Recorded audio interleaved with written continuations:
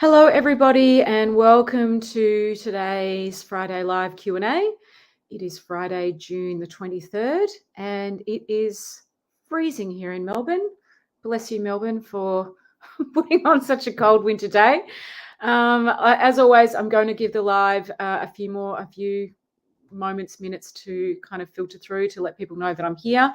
But it's Fiona Lukeis and coming to you live like I do every Friday at this time. Hey, Roz, thanks for saying hi. Wow, someone's saying hi straight off. I love it. Thank you for that. I really appreciate it. Hey, Roz, thank you so much for saying hi, honey. And anybody else who's listening who is jumping on now and wants to say hi to me, please do. You know, I love it when people say hi to me. So anyone who's out there who has a question, sunny in Sydney. Oh, you lucky thing. No, it's a cold one here today, but that's okay. You know, it is winter. I have to accept that if we do get cold weather in winter. I've got the heater on. I went for a lovely walk along the beach with a client this morning, which was lovely. Hey, Miriam. Hi. Thanks for saying hi. Really appreciate that. And anybody else out there who's joining us for today's live Q&A, if you have a question that you would like me to answer, pop it in the comments below, and I will do my absolute best to answer it for you. Anybody else? Okay, we've got a few more people joining. So I'm not going to get into anything too quickly here because I know then that people can kind of come in the middle of a thread.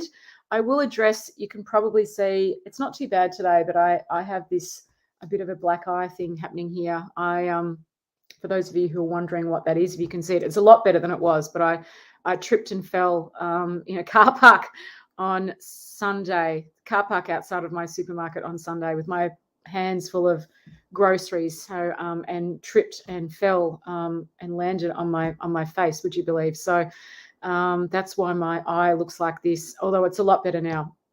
You can barely see it. I haven't put makeup on it because I just want it to heal.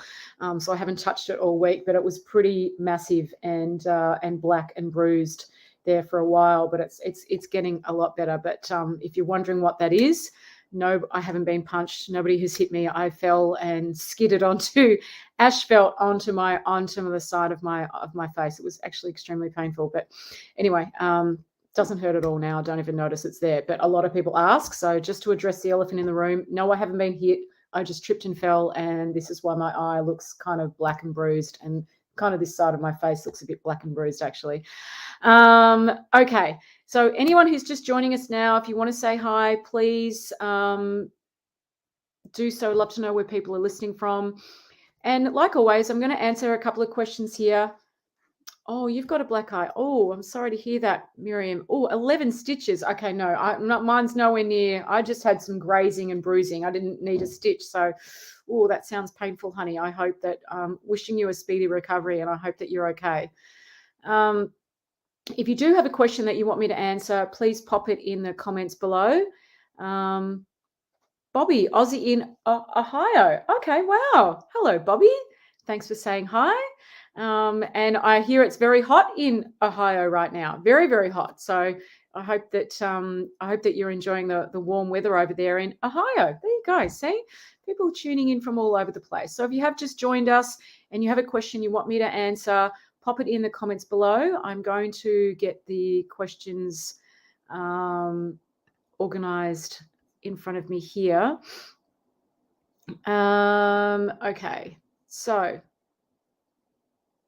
I've got a couple of questions here that I'm going to answer in a moment. But if anyone here has any questions that they want me to answer, please let me know, and I will do my very best to answer it for you. I'm just going to send a message to my assistant. 1 second. Check that there are any other questions that I haven't seen. 1 second. All right. All righty. Okay, everybody. So the first question for today, and feel free if there's something that I'm saying that doesn't make sense, or you want me to clarify as I'm speaking and answering questions, just feel free to pop the comments in the questions below. I am live on Facebook and YouTube at the moment, although most of my viewers tend to be in Facebook rather than YouTube. I'm a bit new to the YouTube platform. Okay, I'm just going to bring up the first question for today. Hi, Fiona. What do you do if your husband never initiates sex with you? For 16 years out of our 19 years of marriage, he has not wanted to be intimate with me. After many confrontations, he keeps denying there is a problem and avoids it like the plague. Then we somehow reconnected last year, but it only happens if I initiate it. If I ask him why he does not initiate it, he gets upset with me. What do you do if the guy doesn't want to talk about it at all? Do I just love him and continue to create goodwill in the relationship so he feels safe, hoping that he will open up one day, or it will resolve itself? Look, great question. I know that a lack of intimacy plagues many relationships. Okay, it does. And generally, when there are problems in a relationship, intimacy is the first thing that will go, and it's often the last thing that comes back. All right. So I want to reiterate, I want to say this again.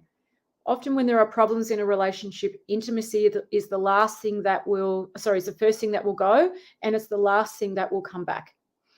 Now, obviously, this is quite entrenched, and I say entrenched because it's been happening over a large number of years, where there hasn't been that desire or want. And I guess when you get to this point, and it's like with anything, right? When you're at a point in your life where something that you want is not changing, or a situation isn't changing, and so for example, you want to be more intimate with your partner, but they are not interested, or that's not happening, because in this case it's 16 years out of 19 years of marriage. So that's more than 3/4 of that marriage. This has been something that's not been on the table, so to speak. And you also then have someone who doesn't want to talk about it. So you're then left with, and this is the really important thing, okay? And I want to address this for 1 second. When we are resisting an experience, what we deny ourselves is the thinking we need to handle it.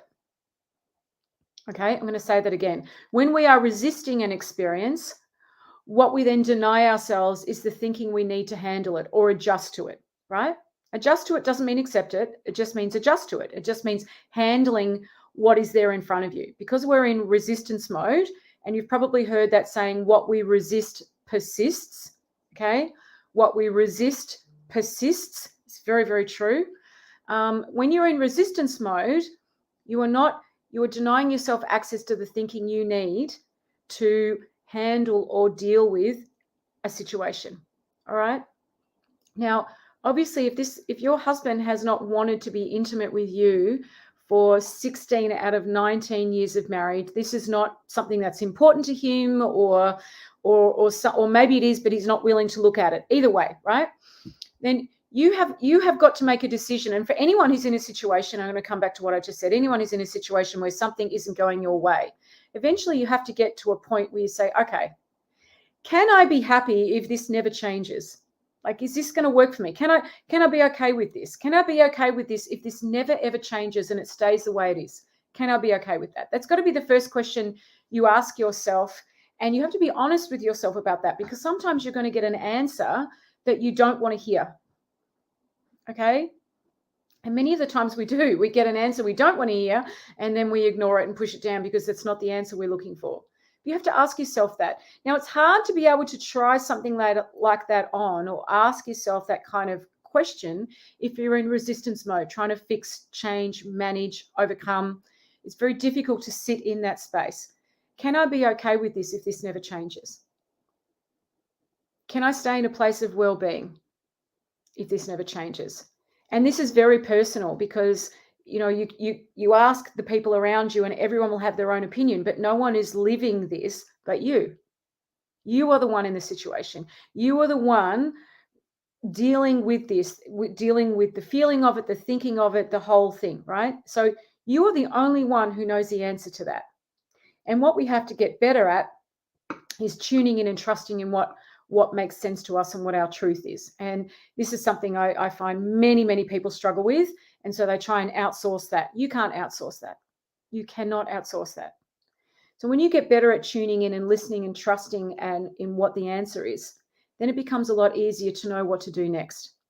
Okay? So if you're in a situation that is not where you want it to be, where you're not happy, that there's nothing you can do to change it, or you've tried to, the first question has to be, okay, Can I live with this if it never changes? Can I be in a place of well-being? Am I happy and content if this never changes? Now, for some people, that might be, yeah, I am. I'd prefer it to be this way, but I'm completely okay if this is the way it is. And the great thing about that is you take all this pressure off the table. Okay, you take all this pressure off the table. It's interesting. I was just in a session with a client in New Zealand just before I came on the live, and they were saying to me, you know, Fiona, it's funny. I've always wanted my marriage to be a certain way.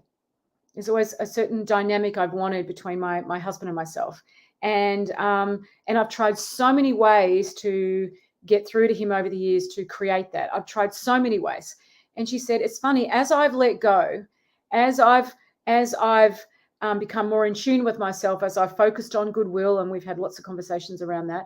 As I've done that, this is now coming without me even trying or talking about it. It's unbelievable. And I said, that's exactly what happens when goodwill is high. Okay.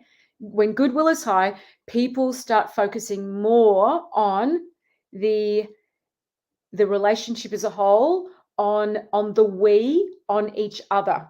They and what I mean by that is they actually get thinking that has them seeing this in a different way, right? Now, when there is no goodwill and you are in a very low feeling with each other, people do not get that thinking. And so those things don't occur to them. Or if they do, they kind of feel resentful and frustrated. And it's like, why should I do that? You never do it for me. And they're in that low level horse trading state. Okay. And also when you're in that low level of goodwill, you tend to listen to anything that the other person has to say through a lens of distrust and suspicion, because there is no emotional safety that's been built between you. It's fallen through the floor because there's no goodwill. So these are some of the characteristics of very low goodwill. So I'm going to imagine in a situation where when we push against what is, that will erode goodwill, right? Because people get defensive. And I'm not saying this is anyone's fault, and I'm not saying that you didn't have any right to do that. I'm just talking about how things work and what's probably happened here over time. And so that's why there's this lens of suspicion when you bring it up, because the other person obviously feels defensive and has a lot of thinking of inadequacy and other things. I'm going to guess, right? Again, I'm only reading a question and a paragraph here. So the first question has to be, okay, can I be okay with this if nothing changes? And then you could decide what you want to do about that. So if your answer is, yes, I can be okay with this if nothing changes, take everything off the table. Just take it all off. Take all the pressure off. Take all the how comes, it's not fair, what ifs, just take it all off the table. And now when you take everything off the table energetically, you create space. And that's exactly what this client and I were just talking about. She said, I can see my energy is completely different and there's space. And I can see my husband's getting access to different thinking and he's showing up differently and his level of awareness has increased. And so he's handling things differently. He's asking me different questions. It's really quite amazing. And I said, that's right. We have this unbelievable ability, because we are energetic beings and we are always engaging energetically before we are physically, to create these profound shifts in our lives, profound shifts. And sometimes they shift in ways we were not expecting. And sometimes they change in ways that were, I guess, goes against what we were wanting to create. So there's different ways in which these things show up. Okay. I probably didn't say that very well, but you are a lot more powerful than you understand. And when you understand about where your energy comes from, you understand what that creates and what you're putting in the world. When you understand how you're showing up, then you have a lot more choice over what it is that you want to create and bring to the world. So for this person who's asked me, well, hang on, what do I do when someone doesn't want to be intimate with me? The question has to be, can you be okay with the way things are? And if so, then yes, continue to love them and create goodwill, right? But if you're not okay with it, continuing to love someone and creating goodwill is only going to lead to resentment on your behalf. Because what you're doing is you're saying, I will create goodwill if I get this thing back. Now, It's very difficult to create goodwill that lasts from that place. It's just not possible. And in fact, it's not truly goodwill because it's still horse trading. I'm going to be nice to you and I'm going to do this and I'm going to do that, but you better give me what I want. If that's going on in the back of your mind, you are not energetically creating goodwill, right? And I know that might sound complicated, but it's really, really simple. So it's very, very important, okay, that you be honest with yourself, where you look inside yourself and say, can I be okay with this? And if you can't, be open and honest about that. But if you're going to create goodwill with this person and you're going to love them and be there, do so without agenda.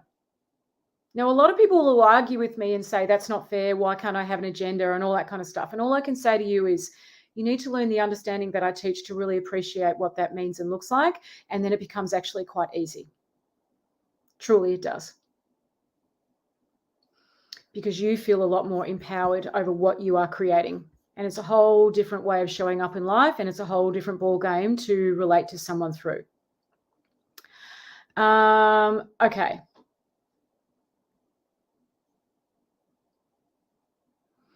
All right. Next question that I've been sent through. Actually, before I go there, I just want to check. Hey, Brian. Hi. Thanks for saying hi. Always lovely to see you, Brian, as always. Always, always. Hey, Jared. Hi, legend. Oh, wow. Thanks, Jared. Missed the start, but loved your Relationships to Thrive course. Might have to enroll in Relatable. Oh, yeah, Jared. Relatable's at a whole other level, truly. And I mean that in a yeah, it's a whole other level. Absolutely. We have the most amazing conversations in Relatable. We really, really do. I just had one of my Relatable students, and if you're watching this, thank you for that. I haven't had a chance to reply. Send me the most beautiful message because he just listened to the recording of Wednesday's call and said, Fiona, that was absolutely amazing. I'm always so moved and touched by what you talk about and what gets shared on those calls. It's just incredible. So, yeah, absolutely. If you're thinking about it, do it, Jared. You'll love it. You will. You'll love it.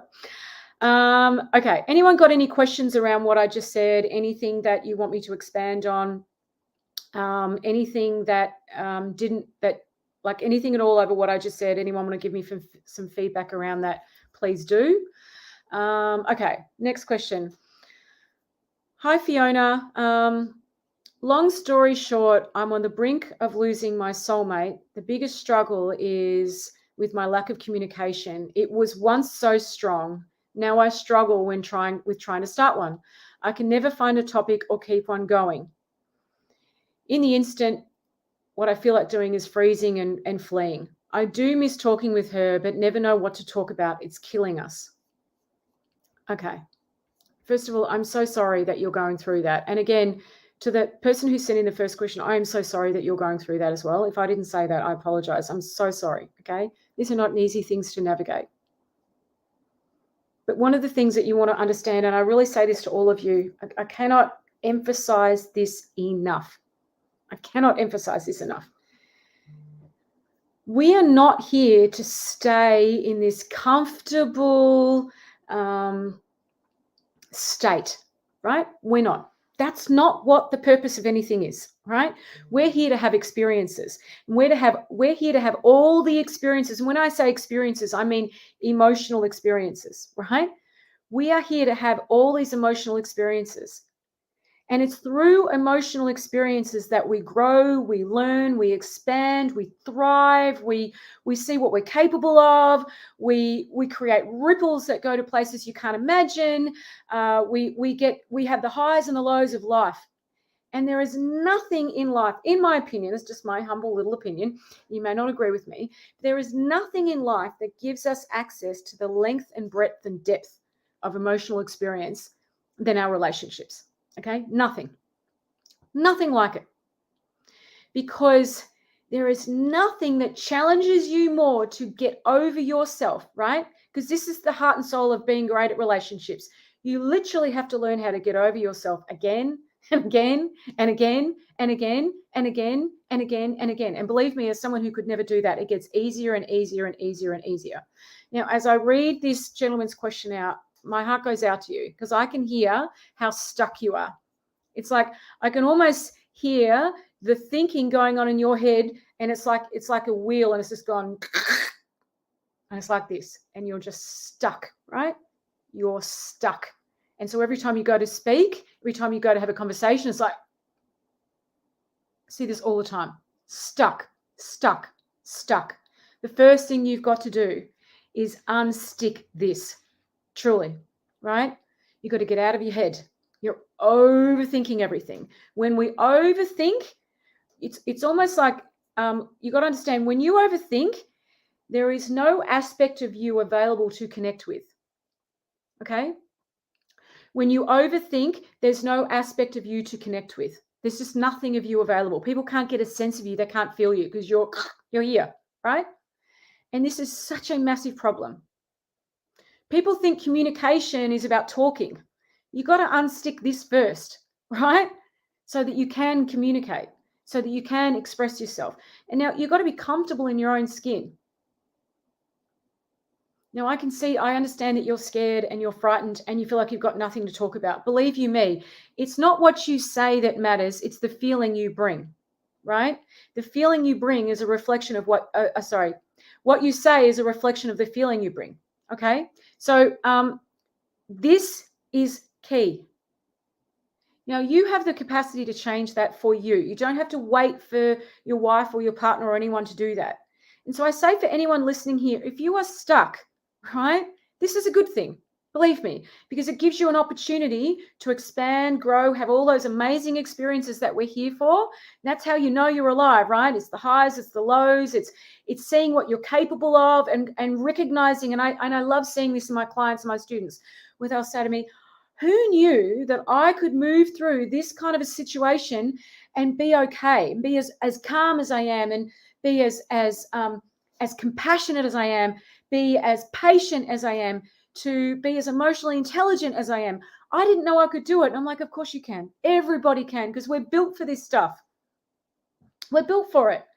And, when you see that, there's such a freedom of mind that comes with that. And so you don't get frightened of whatever experience comes your way, because you know that you know how to meet it. Now, think about this for a second. Imagine if you had complete confidence in knowing that you know how to meet whatever emotional experience comes your way. What would that do to the quality of your life? Just think about it for a second. What would that do for the quality of your life if you knew that you had the knowing that you could draw from, that you could meet any emotional experience that came your way, that you had the confidence and the capacity to do that? Truly, what would that do? Now, in my mind, there's nothing more precious than that, because that's the foundation for everything. It's the foundation for well-being, for happiness, for decision-making, for how we show up, for relating, for everything. And yet people get an opportunity to look in this direction, and then they get frightened and say, no, it's okay, I'll work it out myself, or no, it's not that big a deal, or they go and distract themselves somewhere else, instead of going, you've got this opportunity right here, right now, and it's there for a reason, because you're being asked to evolve. Remember, you're either repeating or evolving, and we can only repeat for so long without having to self-medicate. Okay? That's why people self-medicate, because they are not evolving. Repeat. That's when we want to drink. That's when we want to eat.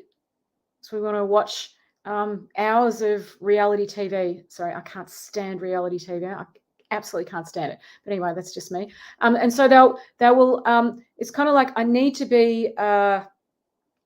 be distracted in someone else's drama, right? And so that you don't actually then have to look at the call you are getting to evolve and grow. But what's on the other side of that call is the most amazing thing. Truly, the most amazing thing.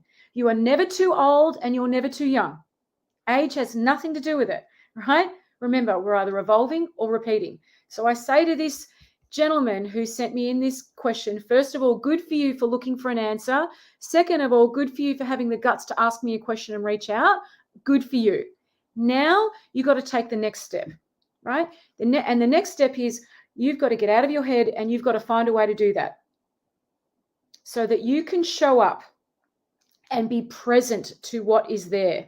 And being present might be your wife is shut down and angry, right? Your wife is shut down and angry, and even though that's overwhelming and scaring, you're going to show up and be present because she matters more than your fear. The relationship matters more than your fear, right? And so you're going to show up and bring that to the table so that that person can start to trust that they are emotionally safe with you. See that? That's the only answer here, at least for now. So you have to make that commitment to yourself. I'm going to get out of my head and I'm going to do whatever it takes and I'm going to find the answer. So that you can be present to what is instead of freezing, shutting down, running away because it's too overwhelming and too scary. There is a way to do that. We all have to learn to be more present.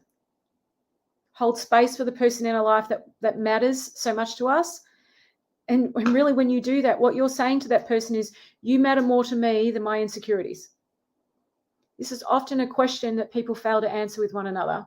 And so relationships dwindle, goodwill falls away. People don't trust in the other person to have their back. And so when someone says something, it's taken very personally. They look at each other through the lens of suspicion and mistrust in terms of, my emotions are not safe with you. This is what happens, right? No date night's going to fix that. Hey, Sheila. Hi, Fiona. Lovely to see you. The Wednesday Relatable call was very insightful and powerful. Always good to tune in when and how I can. My pleasure, honey. I'm glad you felt that. I'm so glad. Hi, Brian. I could share how beautiful it is to know what you just shared, but damn, it is truly amazing. A small step to take, but changed every step after I took that first one with Fiona. Love is what we find. Oh, that's right. Love is the most important thing in the world, guys, right? Truly, it is. It's really the only thing that matters. And when you're looking through the pathway of love, and I'm not just talking about love the way you might think about it. It's how we relate to our thinking. It's how protective we are of the feeling we live in. It's how open we are to something that doesn't fit our narrative. It is how present we are to a moment of now so that we see the beauty in life. Very hard for you to see the beauty in anything if you are not present and you cannot see the beauty in life. So for those of you who are listening, ask yourself this question. When was the last time I was truly touched and moved by life? If you don't know the answer to that, you're not present.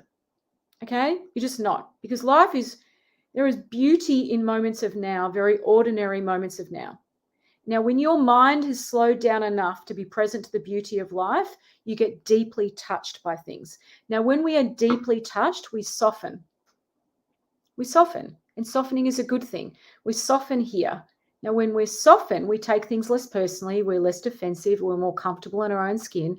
Our minds are more expansive. We're more compassionate, understanding, curious, wise. I mean, the benefits of it go on and on and on. And this is just as applicable to men and women. This is about human beings. This is about being human. You bring that softness. You create this emotional trust. And you can create it with anybody. Friends, colleagues, your children, yourself, and of course with your intimate partner. All right? This is how we learn and grow. It's the most amazing feeling. There is nothing beats it. Truly, nothing beats it. Hey, Rose. Yes, finding and embracing our light and love and that of others really has made a difference for me too. Beautiful. Oh, so lovely, guys. Jared, do it. Truly, you'll love it. You'll absolutely love it. And we also have this awesome community that you'll get very welcomed into with open arms as well, a Facebook group that we all communicate in. It's beautiful. Okay, so next question. I've got time for one more.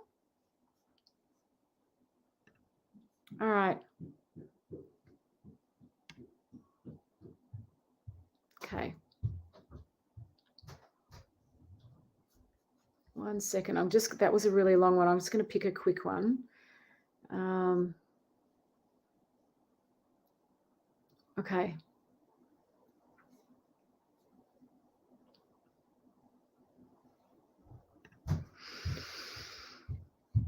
Okay. This is a quick one, but an important one. Hi, Fiona. I've fallen in love with a man who he's got 2 beautiful children, but I feel like he prioritizes them over me and us all the time. We've moved in together recently, and I don't have children of my own, so this is all a bit new for me. But I never imagined how challenging it would be. I feel like every time I mention anything about the kids, because they leave their dishes everywhere and their clothes all over the floor, and every time I say something, he gets really, really defensive and tells me I need to back off and calm down. And he goes, she's saying here, I don't know what to do anymore. How do I handle this? Great question. Blended families can be a challenge. All right. Blended families can be a challenge.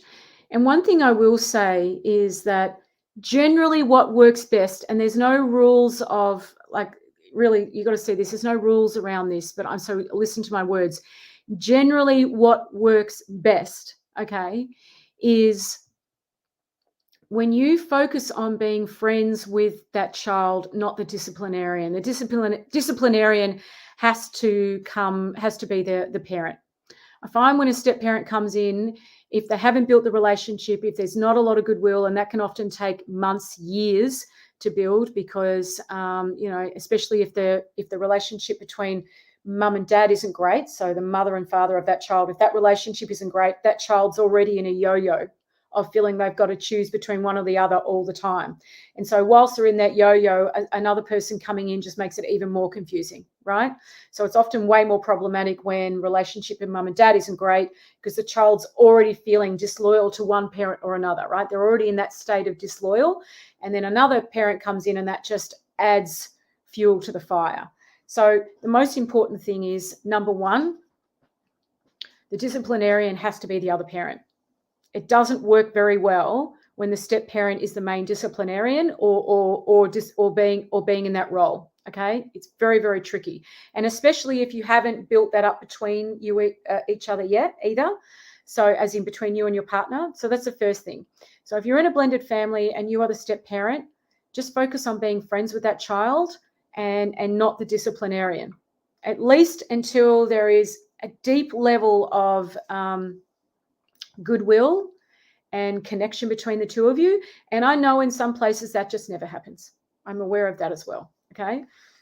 Now, the second thing is, if you've never lived with kids before, right? Kids are messy.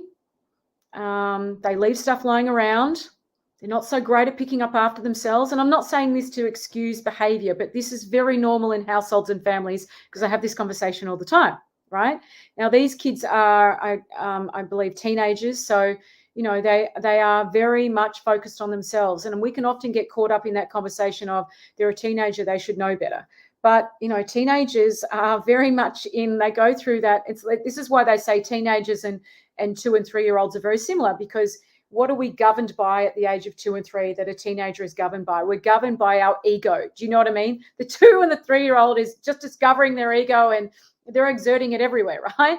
And it's the same with a teenager. We're very egotistical at that age, because we're very focused on self. Our world is focused on the me, which is a normal, natural part of development.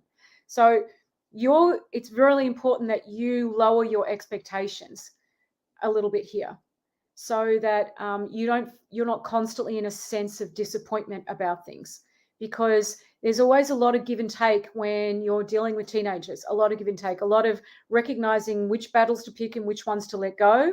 And, when goodwill becomes the focus, as opposed to everything having to be neat and orderly and in a certain way, the whole level of the house lifts. Truly it does. Okay. We get far too caught up in the rules rather than creating goodwill. Now, some of you are going to listen to this and think, oh, right, so I'm just supposed to let them do whatever they want, and I'm not supposed to interject or have any boundaries. That's not what I'm saying at all. Okay, that is not what I'm saying at all. You can create boundaries and put things in place through humor, connectedness, and goodwill in a far easier way than you ever will through this kind of a thing. Now, I'm not saying that this is what this person is doing, but if you're feeling irritated, it's going to be coming across energetically. If you're taking the fact that they're not doing things personally, that is going to get to a point where your partner feels like they're the middleman because the child's going to pick up on it, and then mum or dad's going to feel like they're caught in the middle and nobody wins. So if you are a step parent, number one, focus on being friends first, and leave the disciplining as much as you can to the other parent. It'll save your own sanity and put you in much better stead with the child, and it will just mean that the other parent can just parent the way that works for them, because a lot of blended families then get in arguments over parenting styles, and I wouldn't do this, I wouldn't do that, and then they pit against each other. You don't ever want to be in that situation with your partner, okay? So we do have to learn to lower expectations and be okay with things not quite being the way we thought they would be. And in fact, if more of us were able to do that, life will be a lot easier. Okay. Again, this makes a lot more sense when you have the understanding that I teach. It does. It doesn't feel like you are giving away a part of yourself, which is what often people can feel like when they're lowering their expectations. When you understand the insidious impact that high expectations or expectations have on relationships, you become a lot more suspicious of some of the expectations you put in place, right? Which is why I have expectations as a whole bonus module in my program, because I can see how impactful they are and what a bad impact they can have on things, right? A lot of the things that look like non-negotiables to you, once you're creating goodwill, can shift and change in a way that's still honoring of you and the people around you. So I would say right now, focus on creating goodwill, right? Focus on creating connection first. And I cannot express this enough to you guys who are listening out here.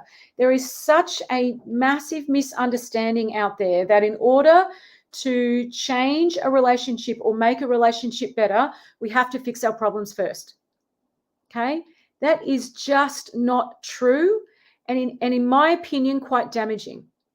If you don't have the emotional intelligence to talk about or fix a problem, all that's going to happen is drag everyone down, right? And if there's no goodwill and you're now trying to fix a problem, everyone's still in defense mode, everyone's still in suspicion mode and that mistrust mode, and you will never find the solution that you're looking for. Create goodwill first and then look at the problem next. A lot of people say to me, that's not possible. I'm telling you it is. This is what I teach all the time.